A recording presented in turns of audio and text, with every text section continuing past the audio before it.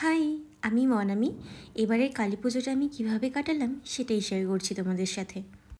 সকালে ঘুম থেকে উঠেই খেয়ে নিয়েছিলাম লুচি তরকারি।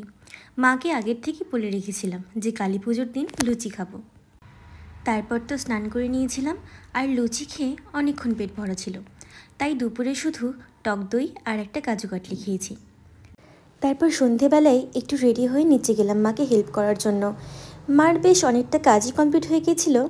বাপি পূর্বপুরুষদের নামে প্রদীপ দিচ্ছিল, তারপর মা পুজো করে নিল। আর দেখো, এটা আমাদের বাড়ি, কি সুন্দর লাগছে লাইটগুলো দিয়ে, তাই না?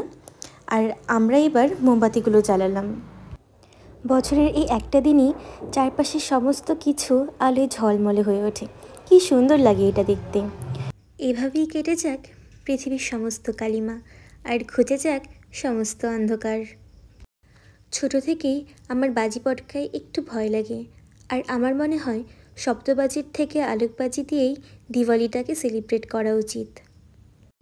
তারপর আমাদের গ্রামের বাড়ির ওখানে চলে গেলাম। ওখানে প্রত্যেক বছরে কালী পুজো হয়। আমার একটা দিদি আর একটা বৌদি মাকে বরণ করে নিল, আর যেহেতু অনেকটাই রাত হয়ে গেছিলো, এর জন্যই বাড়িতে চলে গেছিলাম। তো চলো, দেখা হচ্ছে অন্য কোনো ভিডিওতে।